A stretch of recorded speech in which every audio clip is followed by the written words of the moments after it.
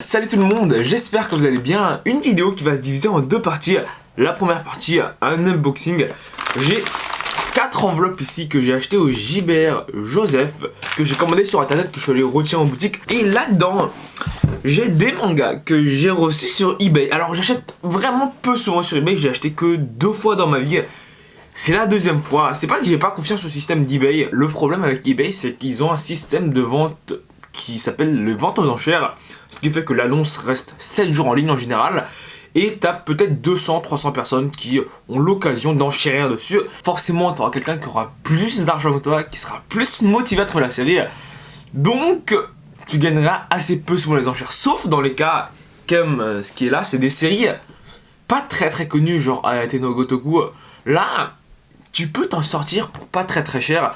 Mais genre des séries X-Arm, Monster Musume. Et bah, je peux vous dire que généralement ça part 3,50€, 4€ le tome, sans compter les frais de port, donc c'est pas forcément très rentable. Mais voilà, sans plus tarder, on va commencer à ouvrir les mangas. Bon, généralement j'achète des séries récentes, donc il devrait pas y avoir trop de problèmes. Je disais ça, mais moi quand je me regarde dans Slime, le tome 8 c'est le dernier, c'était le plus abîmé. Tout d'abord, le tome 11 de Sen Seiya Show. Je vous montre le tome. Alors, de visu là, aucun problème, c'est pas écorné, les pages sont blanches, il n'y a pas de tache d'humidité. Ouais, le volume est en parfait état, ça c'est nickel. Donc, premier achat, premier unboxing, ça va. Ensuite, deuxième enveloppe. Alors, qu'est-ce qu'on a là-dedans? On a le tome 11 de Shonen 7. Là aussi, il n'y a aucun problème apparent, c'est pas écorné. Les pages sont blanches. J'ouvre un peu pour savoir si le mec il a forcé l'ouverture, parce que généralement t'as des gens qui ouvrent les mangas et ça ouvre ici, donc c'est dégueulasse. Non, là aussi rien à redire. Le tome 11 de Shonen 7. Troisième colis. Honnêtement, je trouve ça plus jouissif d'ouvrir les colis un par un, alors que si t'as une grosse enveloppe et que t'ouvres tout d'un coup, c'est moins drôle. Hop là. Donc, qu'est-ce qu'on a là-dedans? Le tome 14 de Riel à Compte, le fameux tome 14 de Riel à Compte. Là, l'état, rien à redire, il est en très bon état, sauf ici, bon, après là je chipote un peu, mais vous voyez ici, c'est vraiment très léger, et honnêtement, c'est pas bien grave. Donc si je me trompe pas, là-dedans, je possède le tome 12 de Sen Seiya Show. J'espère. Ah non, le tome 12, je l'ai acheté en librairie. C'est le tome 12, bah c'est un tome 12 de Shonen 7. Ici aussi, je vous montre rapidement, il n'y a pas de problème, c'est pas écorné. L'état, nickel. Là, honnêtement, je pense qu'il faut que j'achète plus souvent des mangas récents là-bas, parce que, honnêtement, des 4 mangas que j'ai reçus, ils sont vraiment nickel, chrome, il n'y a rien à redire dessus. Et maintenant, concernant ce colis eBay. Alors, j'ai pas mal à vous raconter dessus, parce que là-dedans, moi je sais les mangas qu'il y a dessus, et une fois que je vais vous ouvrir le manga, je vais vous les montrer. Je vais vous dire le périple que j'ai fait pour les obtenir. Donc, c'est parti. Je pense vraiment que ce colis est bien emballé, parce que il n'y a pas tant de mangas que ça à l'intérieur, et quand je les secoue un peu, il n'y avait pas trop de secousses, donc il doit être hyper bien protégé. Vous voyez, là, déjà, il y a une sorte de papier bulle, donc qui emballe les mangas, et on a du papier journal tout autour pour éviter qu'il bouge dans le carton. Alors on retire le papier journal et vous voyez ça ce sont des mangas qui sont bien emballés. On a les tomes 15 à 26 de Zettai Karen Children, sauf le 24. Là aussi très conforme aux photos, très bon état, c'est pas du tout écorné. Vous pouvez voir ici, nickel, les pages blanches partout. Et sur le bas aussi, c'est très bon. Les Zettai Karen Children, une série que je recherche depuis tellement longtemps. J'ai pas regardé l'animé de base, alors je sais pas s'il y a un animé de base, mais moi j'ai regardé, je crois, le Unlimited, celui qui parlait des méchants. Et cette semaine, j'ai acheté les tomes, ces tomes-là en plus, donc le 1, 2, 3, 4, 5, 6, 7, 8, 9, que j'ai acheté sur une offre Le Bon Coin à 12€.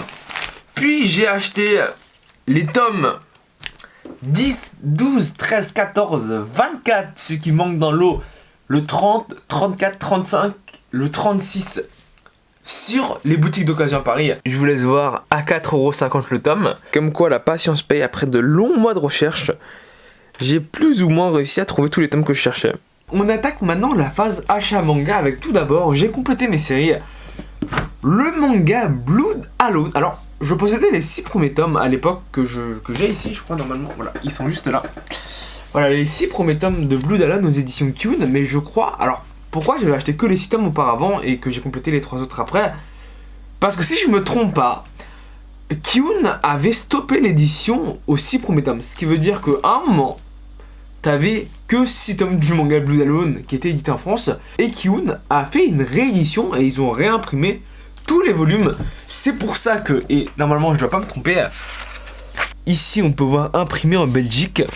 Et sur le tome 9, il y a écrit achevé d'imprimer en France par CPI Aubin Imprimeur.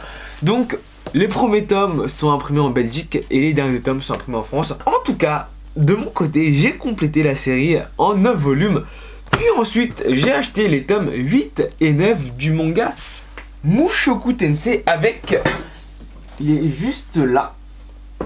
Hop là. Le spin-off Mushoku Tensei, les aventures de Roxy. En fait, ils vendent des lots.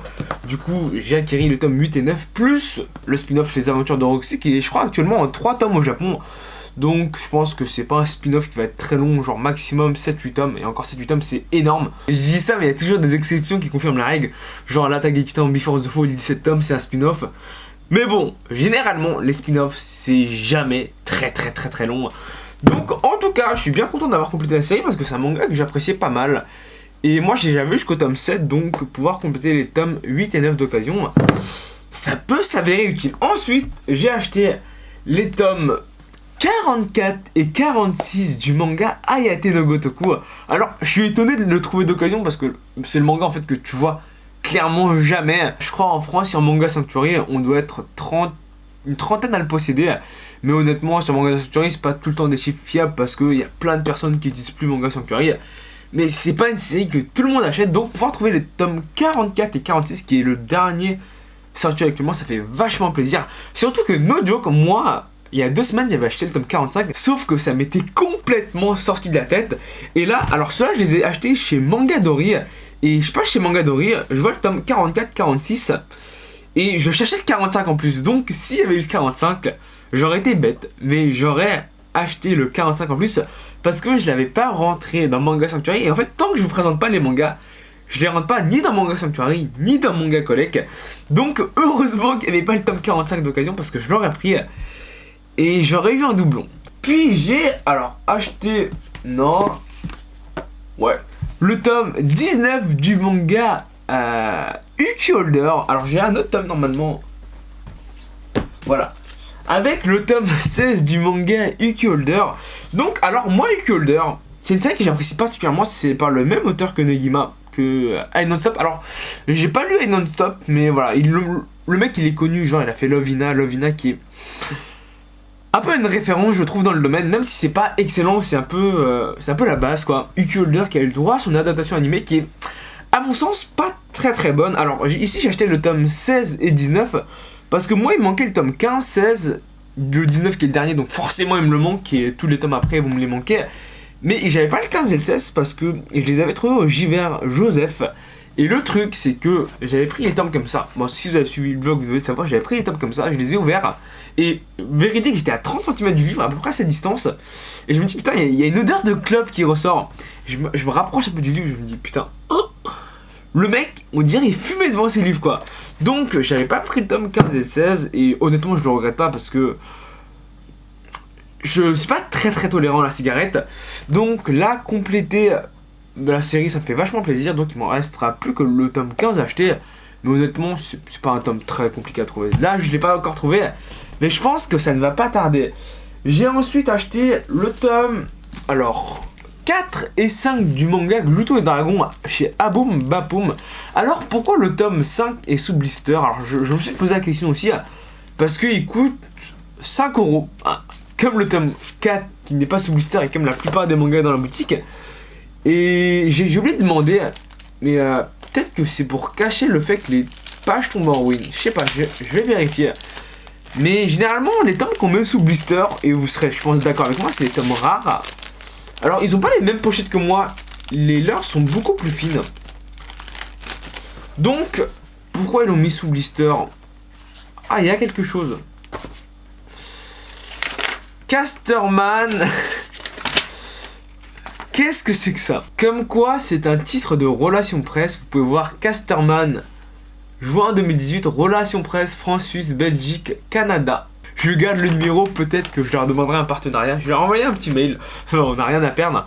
En vrai, du coup, j'ai acheté le tome 4 et 5 du manga Glouton Dragon. Un manga qui, je trouve, est très très original. En fait, grosso modo, on apprend à cuisiner des créatures de donjon. Donc, c'est très très marrant. En tout cas, c'est un bon manga en soi. L'édition est très très belle. C'est du papier un peu cartonné. C'est très agréable de toucher. Et c'est pour ça que le manga est particulièrement cher. De toute manière, les mangas aux éditions Casterman sont généralement assez chers. Donc là, j'ai acheté le tome 4 et 5 à 5 € l'unité. Honnêtement, c'est un bon prix. Je les avais vus à Book Off à 6 €. Et de toute manière, c'est une série neuve qui coûte quand même assez cher. Donc je me dis 5 € chez Aboum Papoum. J'avais du bon d'achat. Donc je les ai pris. J'ai acheté le dernier tome qui me manquait du manga Toriko. Je vous l'ai dit, la patience ça paye, ça fait 2 ans que je complète peu à peu les tomes. C'est assez drôle à dire, mais c'est la première série aussi grosse que je complète tome par tome. Parce que moi j'avais du 1 au 42, sauf le peut-être, je crois que c'était 38, 39, 40 et 42, parce qu'il y a 43 tomes en tout. Et alors j'avais acheté 2 tomes par-ci, 1 tome par-là, et peu à peu je venais à compléter la série. Et ça du coup c'est le dernier tome qui me manquait pour compléter. Bah en fait tous les tomes. Alors le manga je l'avais déjà lu en scan, mais ça fait plaisir de l'acheter en papier. Donc il coûtait 4,50 €. Et puis on va terminer sur... Alors, il fallait que je vous en parle. Le manga L'Atelier des Sorciers, le tome 1, 2 et 3. Alors ceux-là je les ai pas achetés. Alors si tu les as pas achetés, tu sors d'où? Je les ai pas volés non plus, hein, rassurez-vous. Les tomes, on me les a offerts. Alors, qui me les a offerts? C'est un mec que je connaissais pas. En fait, je lui ai acheté des mangas d'occasion. Merci, j'achète des mangas mecs, c'est forcément de l'occasion. Et je lui ai acheté pas mal de mangas et il m'a dit ouais vas-y, je les avais dans ma bibliothèque et bah honnêtement je me débarrasse de toute ma collection. Bon, je lui avais quasiment racheté toute sa collection. Et ben il m'a offert les tomes 1, 2 et 3 de L'Atelier des Sorciers. Alors c'est drôle parce que pour qu'on m'offre un manga que je ne possède pas, je lui tire mon chapeau. Alors actuellement je crois qu'il y a 4 tomes au cours de L'Atelier des Sorciers en France. J'ai vu son autre œuvre, je crois c'est Ange et Démon, alors j'ai même pas le nom, c'est Divine Incarn. Ça m'est sorti un peu par la tête, c'est en 3 tomes, et j'ai trouvé ça vachement bien dessiné. Et là aussi, c'est vachement bien dessiné.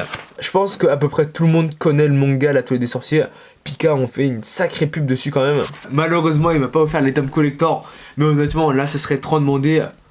C'était très très gentil de sa part. Donc, L'Atelier des Sorciers, les tomes 1, 2 et 3, une série